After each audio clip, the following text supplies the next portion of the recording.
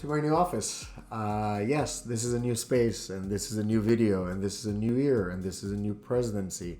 This is a lot. I think for most people, we thought of 2021 as being some sort of a bookmark that will end a lot of the shit that went through in 2020. Yes, I haven't seen you guys for a while, but between traveling to Manaus and meeting Fabrizio's family and a little bit of a carpal tunnel, I was away, but I'm back. So I want to talk about new, and I want to talk about hope, and I want to talk about the work ahead.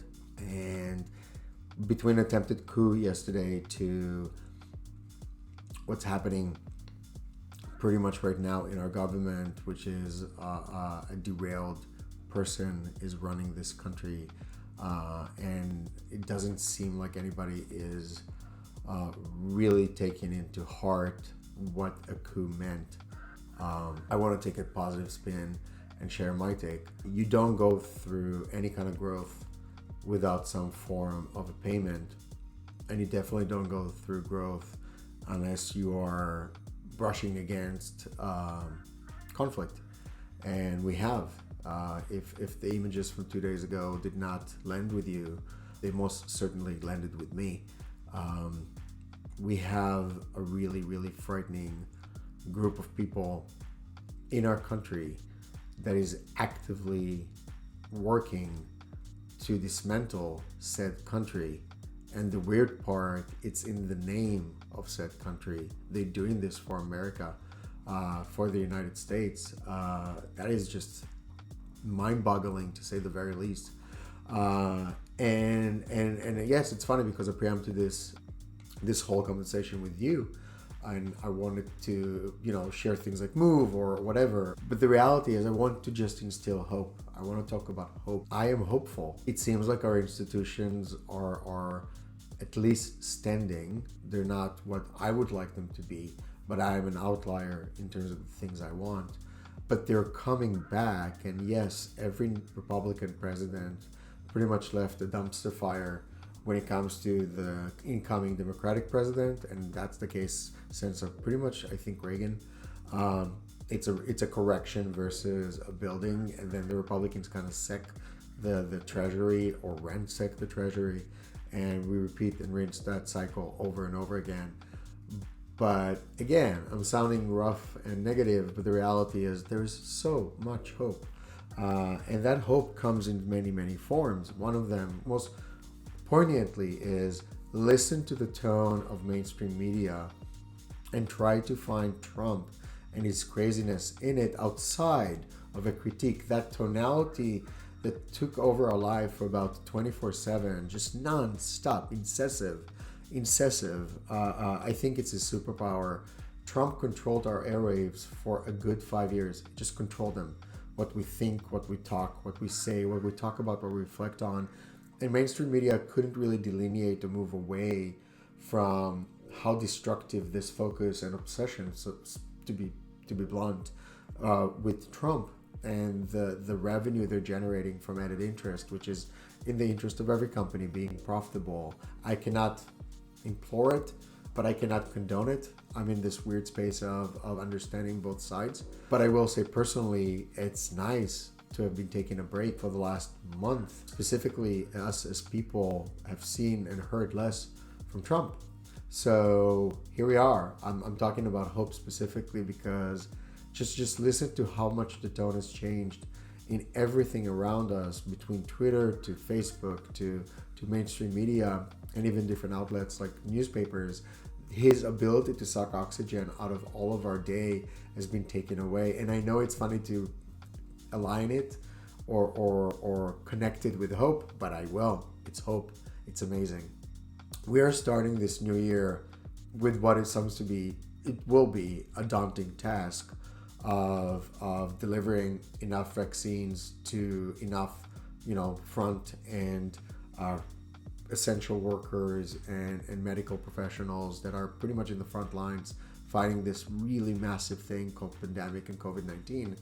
And then on the other side, we have this weird transition period knowing that we can get the vaccine, and at the same time, we can't really do the things we want to do or need to do or desire to do, which are just kind of like right around the horizon, right after the horizon. And I think this is the most difficult part for a lot of people. And I want to instill hope for that too, because guys, it's just a little longer. I know I take solace in my pod. I hope you take solace in yours. I feel that January 20th, as dangerous as it sounds right now, if nobody's doing anything in terms of preparations, and yes, you can draw the really ugly parallels between Black Lives Movement going back in the summer to the Capitol and having, 3 times the force against them versus what we saw yesterday, the day before yesterday. It's just this, any other shade of melanin, I'm quoting a friend, would have mean they would be dead before they touched the Capitol stairs. Any slightly darker shade of melanin, and they would have been fucked. They would have been dead. There would have been casualties in the hundreds.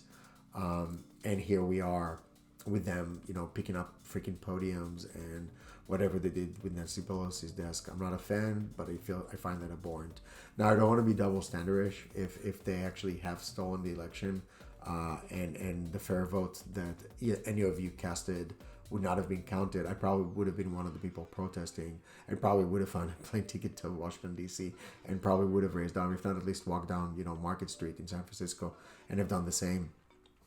I would have done that.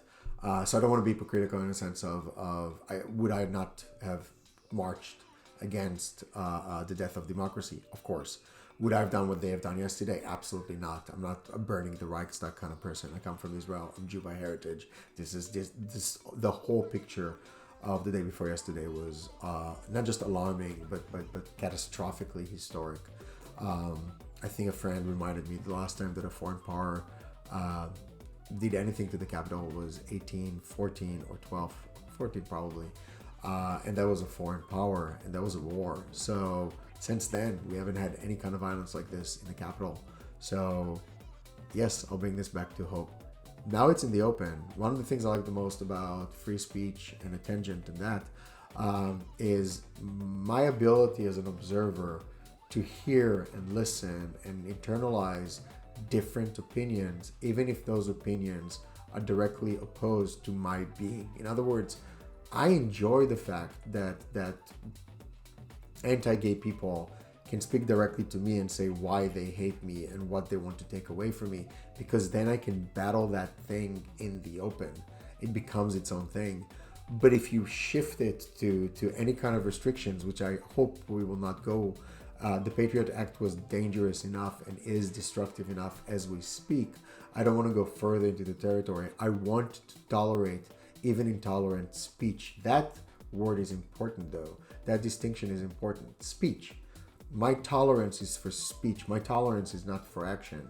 If anything, and the Holocaust taught me in terms of my heritage and my background and the people around me back in Israel, the Holocaust taught a really specific lesson, which is you need to be intolerant of intolerance or you are fucked. And the whole adage about first they come for X, first they come to Y, then they come to Y, then they come to Z. That just applies to everything. So we halt, we draw a line, if not a wall. By the way, F you, Trump. It's not a wall. You will never get one. Walls didn't help you yesterday. Walls helped no one. Tables do. Longer tables do. But I'm digressing.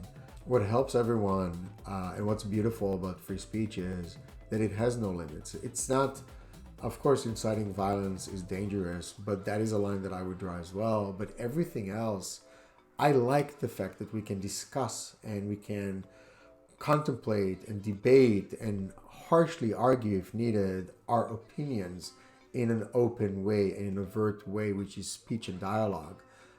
What I don't want to go to is to the PC police and the cancel culture, which are actually, by the way, left-wing, believe it or not, to go too far. Now, we've gone too far on both ends. And I'm not saying that the right and left are wrong, and I definitely don't want to go into the discussion of what politics is for me. I am happy that boring and predictable are what we're going to get for the next 4 years. If anything, that instills tremendous amount of hope.